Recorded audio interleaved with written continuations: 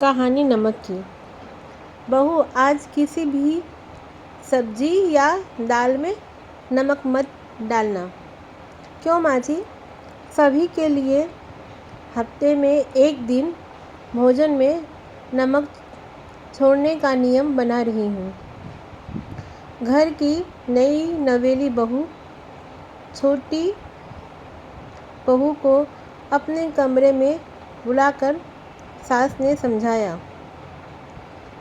और सास की बात सुन छोटी बहू ने सिर हिलाकर सहमति जताई। ठीक है माँ जी।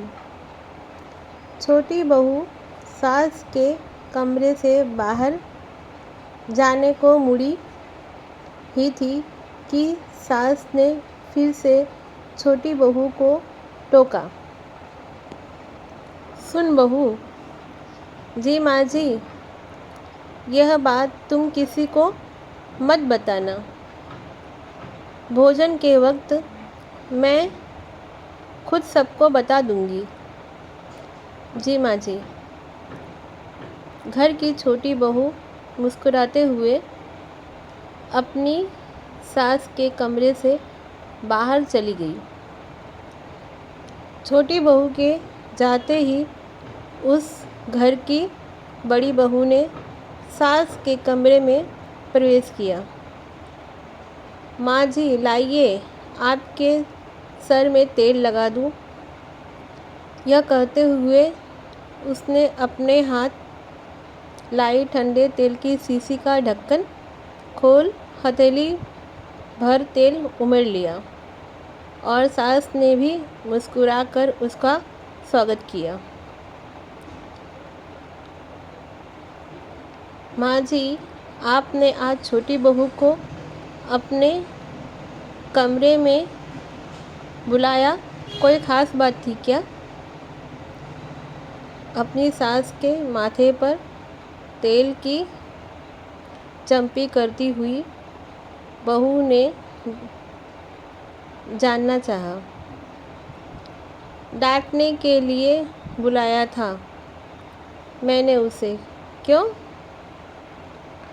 हर रोज़ भोजन में नमक ज़्यादा डाल देती है।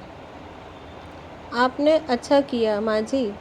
उसे रसोई नहीं आती, लेकिन यह बात वह मानने को तैयार नहीं।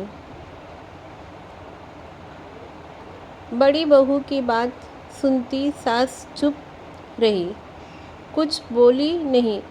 लेकिन बड़ी बहू ने अपनी मन की बात सास के सामने रखी।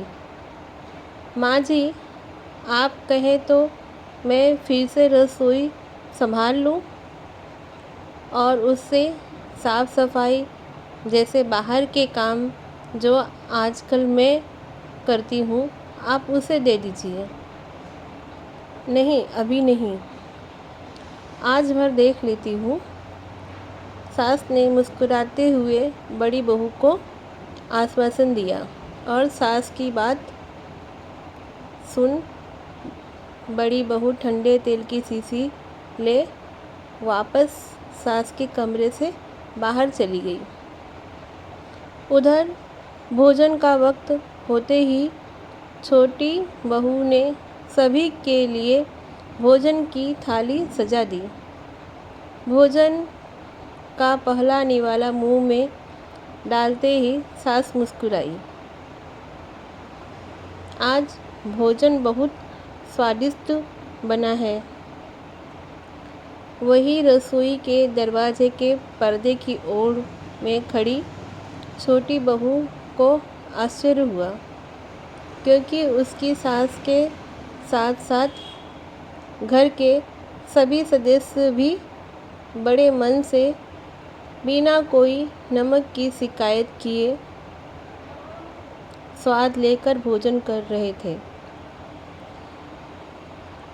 भोजन समाप्त कर सास ने बड़ी बहू को अपने कमरे में आने का इशारा किया। सास का इशारा पा बड़ी बहू झटपट कमरे में पहुंची। माँ जी, आपने मुझे बुलाया?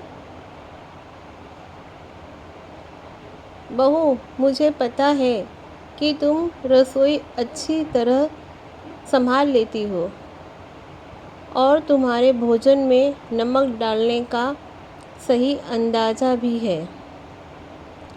सास के मुंह से अपनी तारीफ सुन बड़ी बहू बहुत खुश हुई। जी माँ जी, लेकिन बने बनाए भोजन में दोबारा नमक मिला देने से स्वाद बिगड़ जाता है। शायद इस बात का अंदाज़ा तुम्हें नहीं है। अपनी सास की बात सुन बड़ी बहू चौंक गई। कुछ बोल न सकी, लेकिन सास ने अपनी बात पूरी की।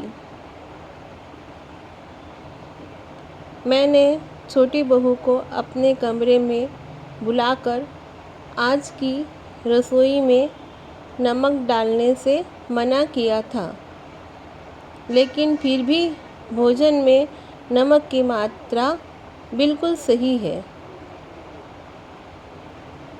यह सुनते ही बड़ी बहू के पैरों तले ज़मीन खिसक गई।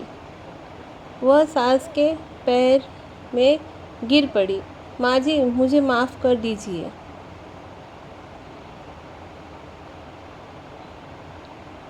सास ने उसे प्यार से अपनी बाहों में थामकर उठाया।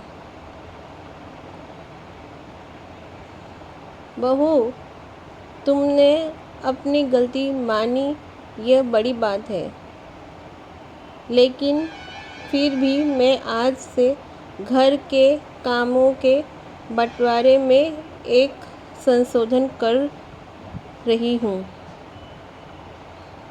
बड़ी बहू सर झुकाए खड़ी रही, लेकिन सास ने अपना फैसला सुनाया।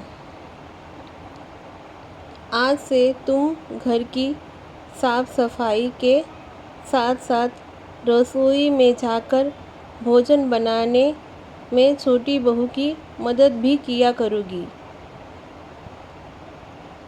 ताकि वो तुम्हारी तरह नमक का सही अंदाज़ा सीख ले।